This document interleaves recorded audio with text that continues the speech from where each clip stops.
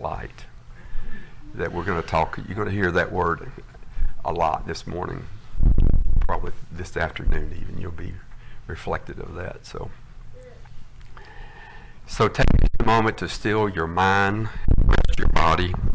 Let your body fully relax in the chair that's supporting you, and just be for a few moments. Just be. Can you feel your whole self, your whole awareness settling into this place? To have a few moments of rest, peace, wholeness, wisdom. To be aware of those traits that we are. Relax your shoulders. Relax your face muscles, the muscles in your face. Move your awareness down to your hands and just be. And relax. And if you haven't already done so, you can close your outer eyes or just focus at a half gaze in front of you. Just so that you can let go and be fully present in this moment within. So as we usually do, we focus on the breath at this time. Just breathe in, inhaling and then exhaling deeply. Feel your body relax and rest even more.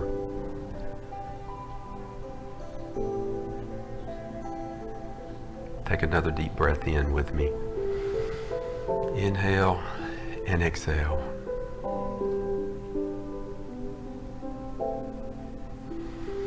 Inhale and exhale peace and love and joy. So no matter the chaos in the outer world, when we go within, we find peace. There is only peace. There is only peace. Quiet, calm, undisturbed peace when we rest within the silence of our own being. So now I want you to go on this little trip with me today, this morning, a trip of using your imagination. Imagine you're sitting in a mountain meadow with all flowers, wildflowers of poppies, violets, whatever your choice of flowers are, sunflowers. Whatever gives you peace, brings peace, puts a smile on your face. Let that be where you are right now in your mind's eye. Take that in for just a moment and feel the peace. A beautiful mountain meadow. The flowers are drawing their face toward the sun, toward the light, as their beauty is expressed.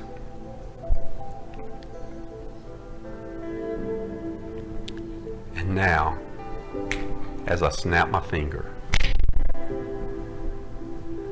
the earth disappears underneath you, and you find yourself surrounded by the sun and the moon, adjacent to them, just in space. You're now floating in space.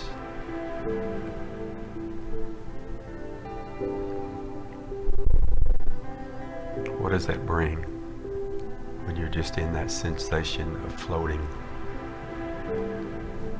And now as I snap my fingers again, you're in deep space, surrounded by infinite number of stars, shining the light that they are with you, through you, and as you. And as you sit in these stars, sit in this space with the stars in deep outer space, you realize you are the light as well. Can you get a sense of that?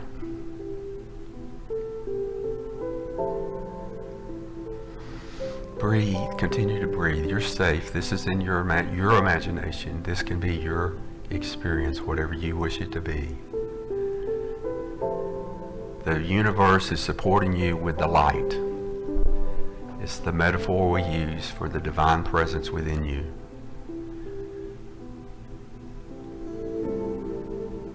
Teachers across the ages have told us to use the light. Come to the light.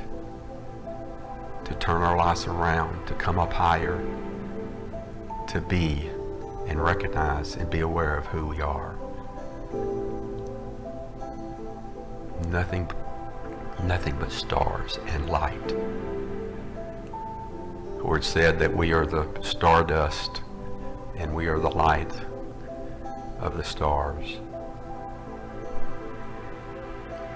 So just for a couple moments, rest in this place. If you need to move, and it's your imagination. If you need to move somewhere else, but you're safe right now. Just rest in this place of this infinite wisdom of the universe, and be in this place of light. Experience it and share it at the same time. In the light, in the presence of the divine that you are. Now take a deep breath as you go within and rest in the silence for just a couple moments. I'll come get you in just a minute. Just rest deeply in the light.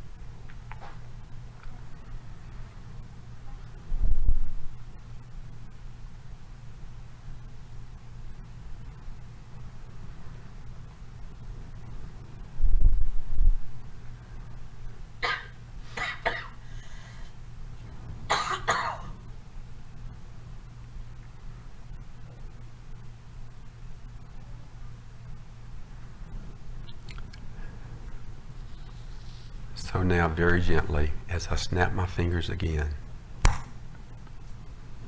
take a deep breath in and begin to return your awareness and your attention to the chair that you're sitting, into your body. Wiggle your fingers and toes. Take another deep breath in.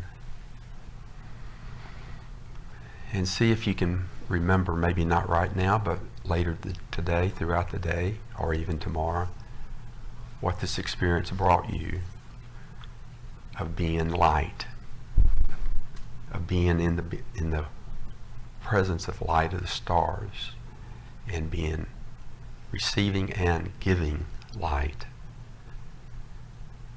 Another deep breath in. Begin to move your body. And then when you're ready, you can open your eyes and be fully present in this now moment.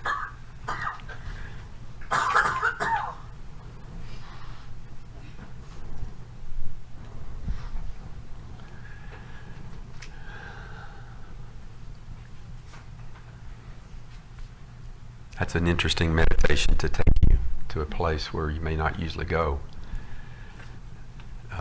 it would be a neat experience to go in the James Webb telescope and go out in space and see that firsthand, wouldn't it? So light is the metaphor, is the divine metaphor that's used throughout all the spiritual teachings. Most of the religions and faith talks about the light. We sang about the light, even harmonized about the light. And we, Denise Rozier and the Unity Singers and the prayer affirmation that Melissa shared with us, it's all about the light. So it's interesting to me that this is so pervasive in our human experience. All religions and spiritual faiths, spiritual traditions talk about the light. Christianity talks about the light.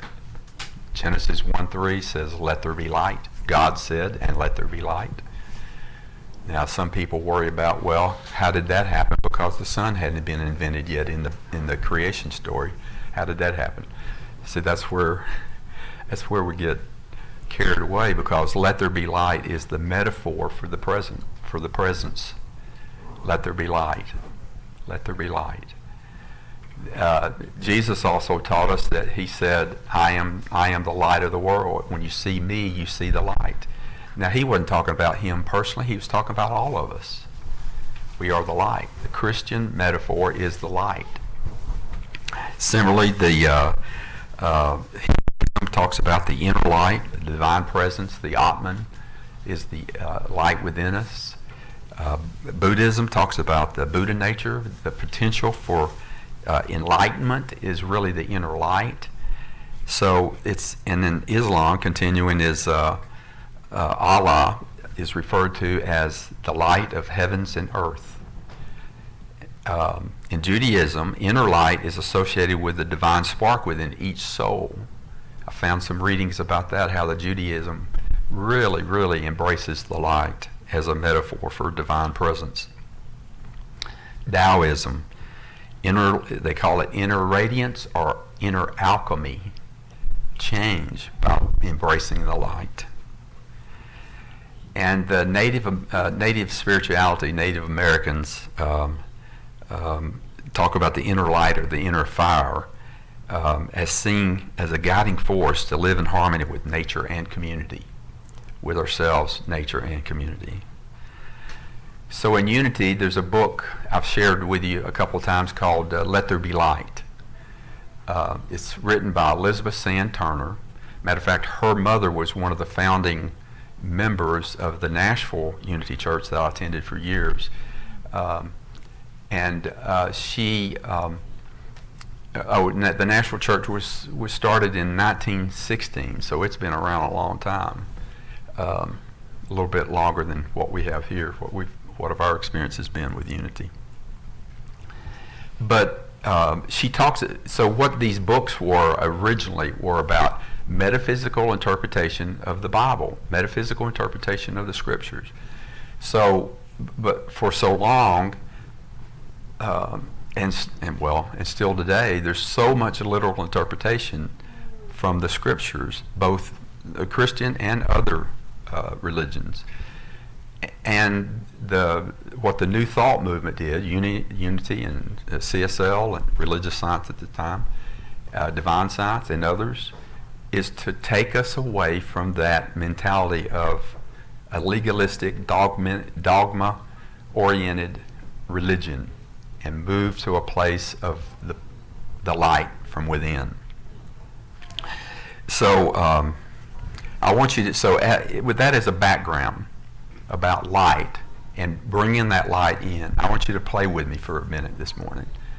So it's awful easy to get set in the way we are, in everything we know.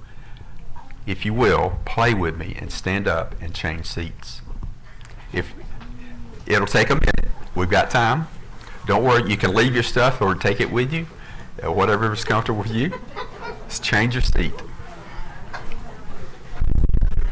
If you're used to sitting up front, sit in the back. If you're used to sitting at a table, come sit in the chair. Whatever you want to do.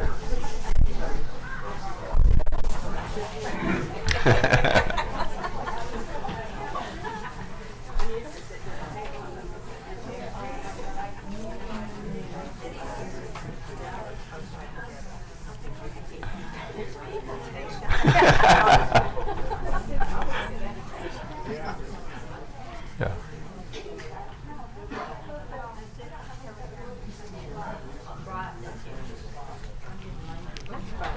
Well, what's next? Yeah, what's next? What's next? Oh, I see that look on your face. What in the world is next? Guess what? We don't know. It's uncertain. We're uncertain. Certainty and uncertainty are our human constructs. The universe has been expressing it simply is. The universe, universal intelligence, the light, has been expressing its intelligence, its isness, for 14 billion years. We're the ones that put uncertainty, certainty, and uncertainty, they're human constructs, so we give them power so we can change the nature of that. So this exercise, though simple, and thank you for doing that. Yeah, y'all seem like you enjoyed it, actually, so yeah. So you get to sit next to different neighbors, and so you actually, I wasn't sure how you would receive that. So, and now I'm going to ask you that. How did you receive that? Yeah? Good? Okay. So, you might even say unnecessary, or maybe conditions said you couldn't move, or for some reason you couldn't change your seat. Maybe that's what, I'm not going to do that. I can't do that. I won't do that. It would be more likely. Because you can do it, but you say, I won't do it. I won't. I can't make you. No. Definitely not you, Sally. I can't make you. No way. So the uncertainty and certainty in our life, this is a small metaphor. Just like the light metaphor, this is a small metaphor for the change. And guess what? Change is sometimes hard. It is sometimes hard. It's hard for all of us at times. It's a profound truth for all of us. And yet, we can live in the light and change our life. Do you really know what consciousness means? When in New Thought we talk about consciousness all the time. You know what it is? Simply awareness. Just being aware. Being mindful is another word. That's a Buddhist term comes in. But being aware. Consciousness is about awareness. So just be aware. And as I said, the universe has been moving around for 14 billion years. It's expanding at the speed of light, evolving, and it has no attachment where it's going. Now, that's not to say that we don't make plans and we don't use our faculties and our principles to know where we're going. And yet, we also know that this uncertainty and the certainty in our life is what we give it power. The intention, the attention, and intention of what we do is what gives meaning to our life. So thank you for doing that again, and we're in a state of change. Melissa shared with you this is my last sermon as minister, and how many of you read the MailChimp this week? A few. If you don't get the MailChimp and you would like it, let me know. I'll forward it to you. It's a personal note from me to you about what this process is for me. It's very difficult. I said it's one of the most challenging changes in my life because I love doing it. And yet what came to me was it's time to do something else. We seek to do what is ours to do. Seek to do what is yours to do. Every day seek to do what is yours to do. And when we do that, things like change are going to come up in our life. And sometimes we welcome it, sometimes we don't. So that's what this is. So this was a small example, parallel metaphor, if you will, of changing your seat. Sometimes you might want to do that occasionally. Change sometimes is good. I didn't hear an amen out of that. Nobody. I would have thought I had one amen. So I shared in so change for me, I'm doing something different. If you notice, using note cards and not just going from the script of my notes. I found myself during these last, few weeks having a lot of negative thoughts, very challenging thoughts about this transition for me, this change. I love being the minister with you guys. I cherish it. It's something that I've wanted to do. I really received the call when I was back in Nashville years ago, and finished all the prerequisites in the schooling, and was ready to do it. And then life, as I say, life got in the way with a divorce and a lot of other things. So I postponed it, and it wasn't mine to do. It was clear that it wasn't the time for mine to do. And then when all the events, what I share in the MailChimp this week is all the events that we've been through together in the last almost 6 years since Hurricane Michael. And it's amazing that we're still together, and it's not because of me, it's because of all of us. It's because of you. And all of you have contributed and created what we have here today. And guess what? You get to do it again and again and again. We're going to keep doing it. You're going to keep doing it. You're going to find what is yours to do. What is mine to do? Ask yourself that. What is mine to do in this community? In your own life and in this community. So what I realized in this time of being negative, because I was thinking, oh, what have I done? Oh my God, what have I done? And then I realized the two reasons that I've told you, and I put in the MailChimp again, I told you when I announced it a couple months ago, was two things came to me, was to spend more time with my family.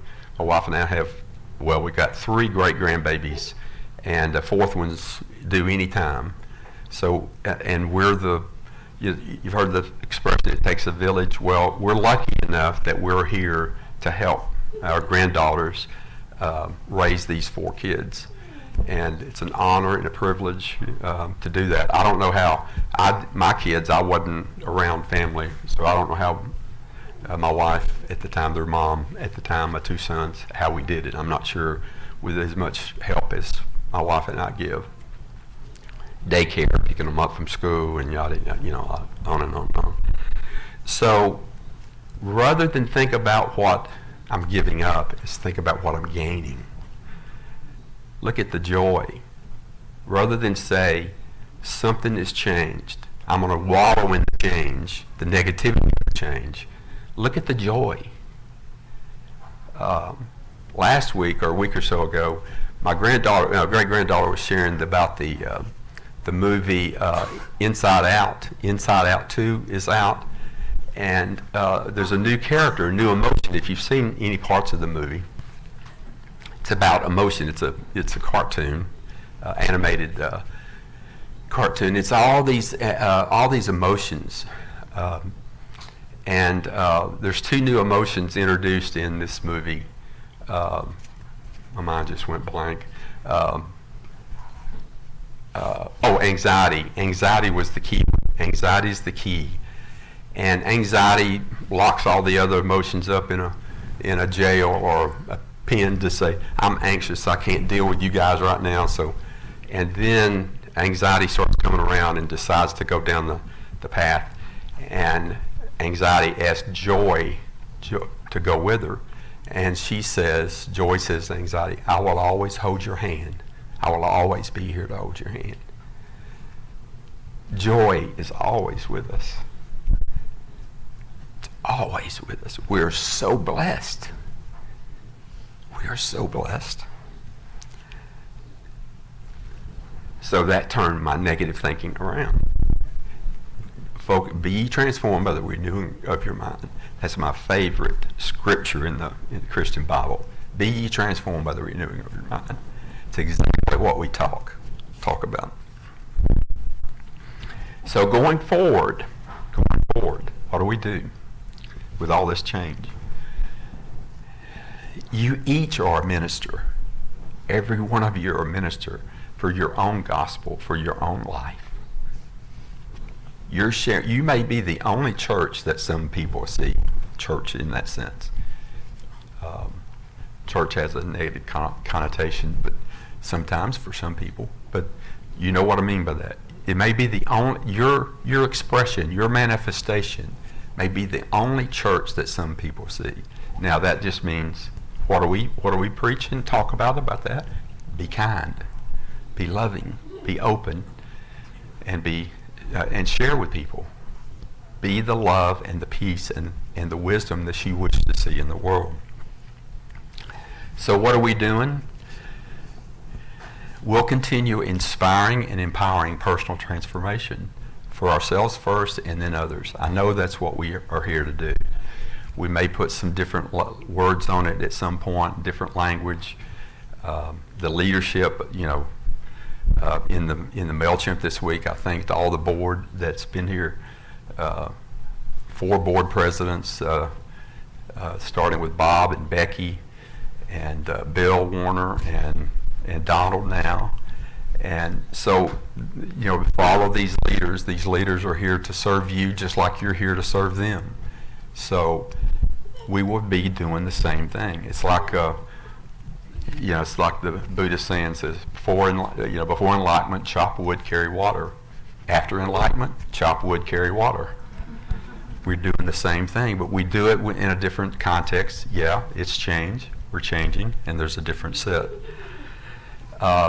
One of the things that we keep talking about that's a different experience in religion, and definitely for us, is this concept of being a mystic. That has such a big overflowing connotation to it. Being a mystic means having a direct experience with God, whatever you choose to call God, with the universe, with the light. Having a direct experience with that, with the divine that's in you. So you're all mystics. Every time you experience and share yourself with somebody else, be kind and loving, you're being a mystic, I think.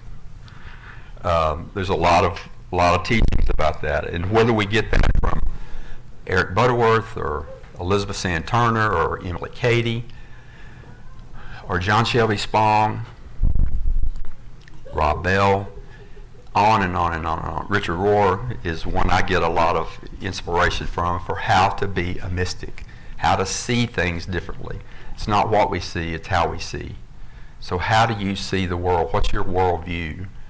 If it's negative, like I caught myself in that place for a little bit, or is it joy? Are you joyful?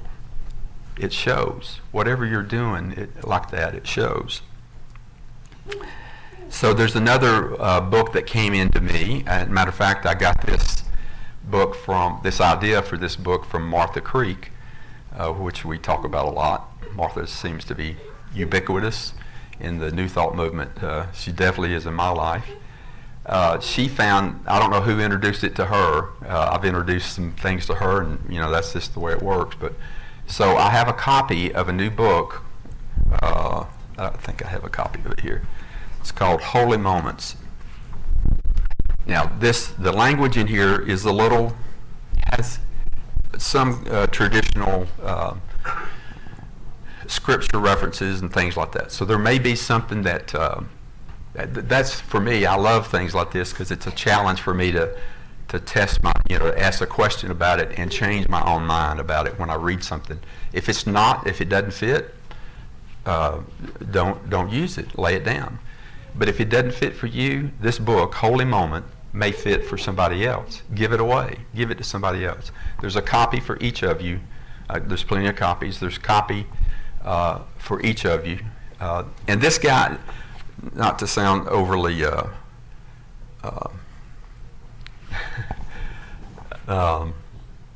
giving or something like that, it's this guy's mission, Matthew Kelly, is to give this away. So for a nominal charge, which I bought these books and the shipping, so it's not something. This is really from Matthew Kelly. Take a look at it, and I want you to tell me. The very first in the prologue, there's a story about a monastery, about how the monastery had gone down, and there was a lot of changes going on in the monastery and the people, and it had, attendance had gone down. People weren't coming to visit. Monasteries, they're livelihood is based on people coming.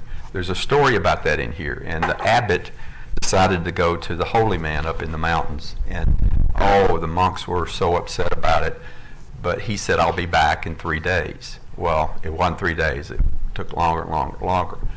So he came back, and the monastery was transformed. Tell me how it was transformed, if you're interested. It's a great story because it's about change, and it's very similar to what we're in. Read that if you're interested. I encourage you to read that and tell me about it. Just tell me, mention to me, say how was the, because it applies to each one of you. You'll see what I mean when you read it. And then let me share with you what the holy moment is. And this is about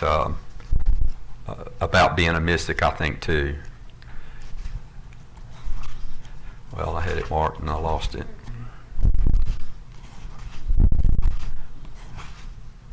A holy moment is a single moment in which you open yourself to the divine. Now he says God. I paraphrase it to say the divine. You can make yourself available to the presence that you are. You set aside personal preference and self-interest, and for one moment you do what you prayerfully believe you are called to do. What is yours to do? Same message. What is yours to do? This isn't getting to the world. Even in traditional faith around us, this message right here, this is a direct experience of the divine, a holy moment. And the holy moments come just in the same thing we've been saying, a kindness. Let somebody in front of you in the checking line when you go to the grocery store. Pay somebody's, if you go to McDonald's, pay for their bill. Whatever, holy moment. Just be aware, be awareness of a holy moment, and you'll see examples of that in this book. You're welcome to take it. If you take it and you read a little bit of it and you don't like it, you give it away. I encourage you to give it. Somebody you will give it to will get a blessing from it. Look for the transformation from this book, and definitely for the story about the monastery, and see if it relates. See if you can relate to it. So may you be the light that you are. The light is there, so we turn on the light. So turn on the light means be aware of it, because it's already there. It's always there. I shared with you a couple weeks ago about the unique labyrinth. There's a new labyrinth, stone paver labyrinth. This is fantastic, and it's where you can do walking meditation through the labyrinth. Well, right in the center, there's a layout of the Unity wings, and on the back side of that stone that represents in the center of the Unity wings is a quote by Myrtle Fillmore, and it says, "Pray for light, and for the courage to walk in the light."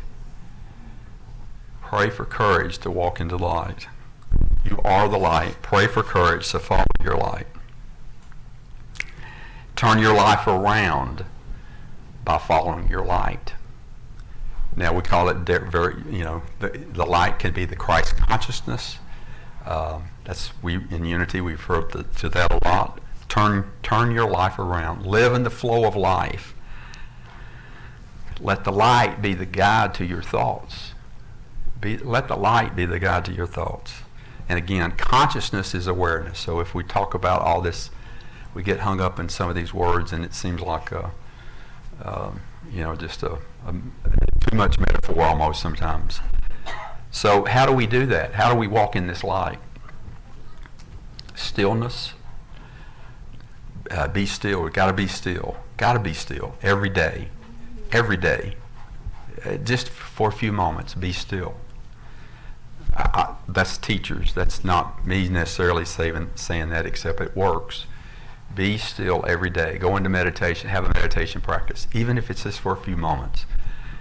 Attitude of gratitude. Again, all spiritual teachers tell us we need to be grateful. If it's joy, whatever you want to call it. And trust the process of living in the flow. Living in the light. Embrace the light to transform. So may the light within you shine brightly today and always. The light that you already are, may it shine. May you find ways to let it shine. Amen. Namaste.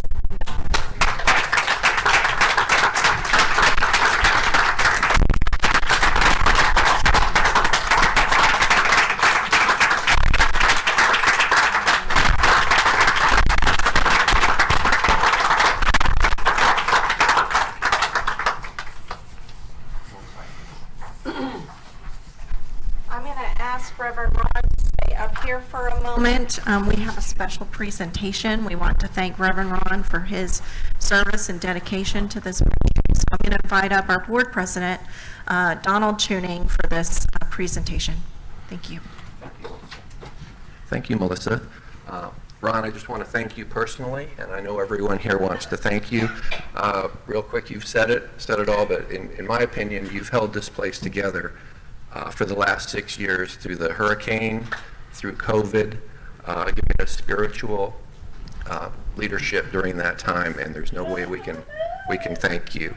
Thank you. We do have also during COVID, Ron, I remember getting a white stone in early 2021, and we weren't meeting personally at the temple in those days because of COVID, and a white stone showed up in my mailbox, and I think that Reverend Ron drove all over town putting white stones in people's mailboxes.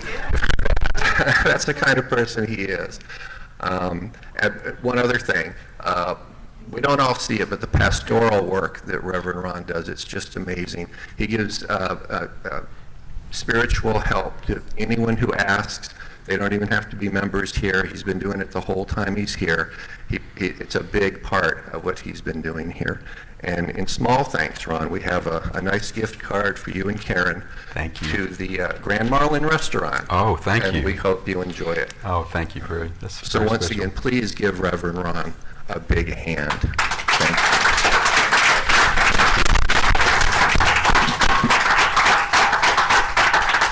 Thank you very much. Thank you. Yeah, I'll do it. Let me do it. Thank you. I don't have the script Melissa would do for the. Yeah, I got it. Yeah.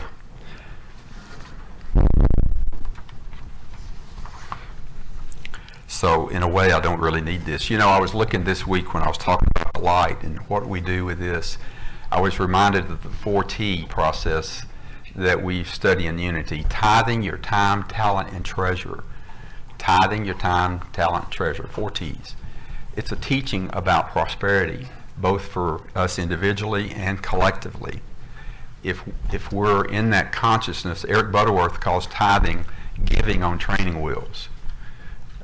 It doesn't necessarily, it's not legalistic, it doesn't have to be 10%, it's a consistency in giving.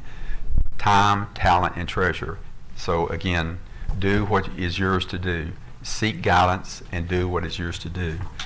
So we're grateful for what you do in the giving. I know the board, and been on the board the last 6 years with the board meetings and all that, that it's important to be in this place of giving.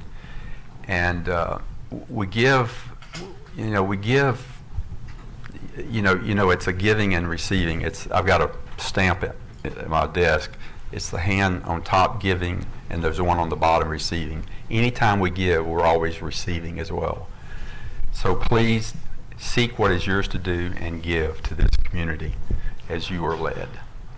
So there's many ways to give. You can write a check, go on the website, and you can also put your offering in the baskets when they're passed here today. So if you would, join with me and say the offering blessing. Divine love flowing through me blesses and multiplies all that I have, all that I give, and all that I receive. And so it is. The Unity Singer is going to give us a song. Thank you.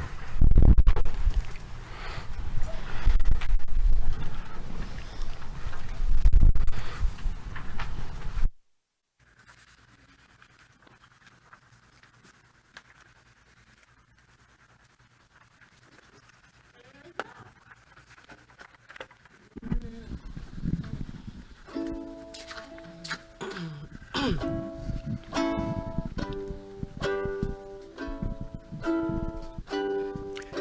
stillness of this moment, there is peace, there is peace. In the stillness of this moment, there is peace, there is peace. And I rest and trust and breathe and know that in the stillness of this moment, there is peace. In the stillness of this moment, we are one, we are one.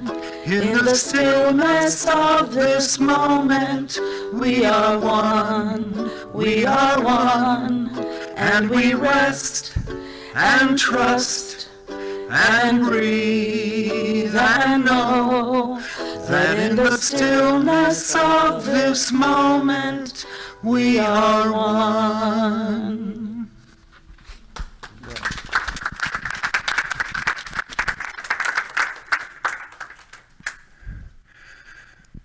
Okay, here we are. It's July.